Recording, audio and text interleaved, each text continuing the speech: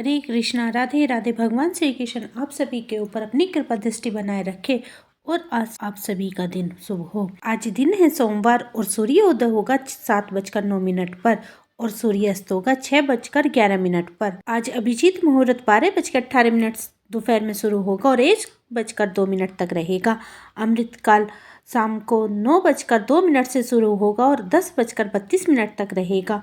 ब्रह्म मुहूर्त सुबह 5:33 से शुरू होगा और 6:21 तक रहेगा और राहु काल रहेगा सुबह 8:32 से शुरू होगा और 9:55 तक रहेगा। आइए हम माघ मास के 21वें अध्याय की कथा का श्रवण करते हैं। लोमस जी कहने लगे कि पूर्व काल में अवंता देश में वीरसेन नाम का राजा था। उसने नर्मदा के किनारे रासु यज्ञ किया और अश्वमेघ यज्ञ भी किया, जिसके खंभे सोने से बनाए गए। ब्राह्मणों को अन्न का बहुत सा दान किया और बहुत सी गाय, सुंदर वस्त्र और सोने के आभूषण दान दिए। वह देवताओं का भक्त और दान करने वाला था। भद्रक नाम का एक ब्राह्मण, जो अत्यंत मूर्ख, कुलहीन, कृषि कार्य करने वाला, दुराचारी तथा अधर्मी था, भाई बंधुओं का त्याग हुआ इधर उधर घूमता हुआ देव यात्रियों के साथ प्रयाग में आया और माघ में उसके साथ 3 दिन तक स्नान किया।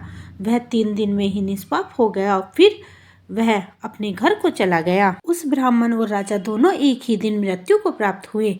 मैंने इन दोनों को बराबर इंद्रलोक में देखा। तेज, रूप, बल, स्त्री, वस्त्र और आभूषणों में दोनों समान थे। ऐसा देखकर उसके माध्यम को क्या कहा जाए। राजसूय करने वाला स्वर्ग का सुख भोगा कर फिर भी जन्म लेता है, परंतु संगम में स्नान करने वाला जन्म मरण से रहित हो जाता है। गंगा और यमुना के संगम की हवा के स्पर्श से ही बहुत से दुख नष्ट हो जाते हैं। अधिक क्या कहें, और किसी भी तीर्थ में किया गया पाप माघ में मास में प्रयाग में स्नान करने से नष्ट हो जाता है। ऋषि कहने लगे, मैं पिशाच मोचन नाम का एक पुराना इतिहास सुनाता हूँ। इस इतिहास को यह कन्याएं और तुम्हारा पुत्र भी सुने, उससे उनकी स्मृति प्राप्त होगी।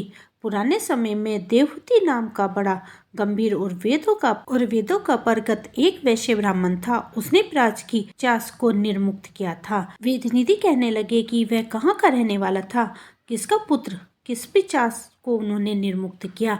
आप विस्तार पूर्वक यह सब कथा सुनाइए। लोमस ऋषि कहने लगे, कल्प यज्ञ से निकली हुई सुंदर सरस्वती के किनारे पर अपना उनका स्थान था। जंगल के बीच में पुण्य जल वाली सरस्वती बहती थी।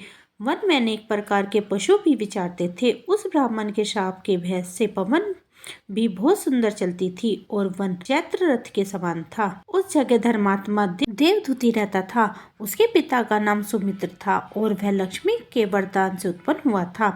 वह सदैव आत्मा को स्थिर रखता, गर्मी में अपने नेत्र सूर्य की तरफ रखता, वर्षा में खुली जगह पर तपस्या करता, हेमंत ऋतु में सरस्वत सरोवर में बैठता और त्रिकाल संध्या करता।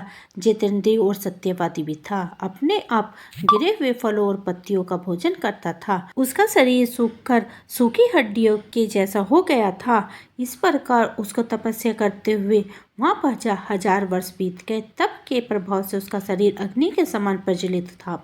विष्णु की प्रसन्नता से वह सब कर्म करता। दधीचि ऋषि के वरदान से ही वह श्रेष्ठ वैश्य हुआ था। एक समय उस ब्राह्मण ने वैशाख महीने की एकादशी को हरि की पूजा कर उनकी सुंदर स्तुति की तथा विनती करी। उनकी विनती सुनकर भगवान उसी समय गरुड़ पर चढ़कर उसके पास आए। चतुर्भुजी, विशाल नेत्र, मेघ जैसे स्वरूप भगवान को स्पष्ट देखकर प्रसन्नता के मारे उसकी आंखों में आंसू भर आए और कृतज्ञ होकर उसने भगवान को प्रणाम किया। उसने अपने शरीर को भी याद न रखा और भगवान के ध्यान में लीन हो गया। तब भगवान ने कहा कि हे देवदूत, मैं जानता हूँ कि तुम मेरे परम भक्त हो। मैं तुमसे अति प्रसन्न हूँ। तुम वर मांगो। इस प्रकार भगवान के वचन सुनकर प्रेम के मारे लड़खड़ाती हुई वाणी से कहने लगा कि हे देवाधिदेव, आपकी माया से शरीर धारण करने वाला आपके दर्शन देवताओं को भी दुर्लभ हैं। अब आपका दर्शन हो गए हैं, मुझे और क्या चाहिए। मैं सदैव आपकी भक्ति में लगा रहूं। भगवान उसके वचन सुनकर कहने लगे कि ऐसा ही होगा।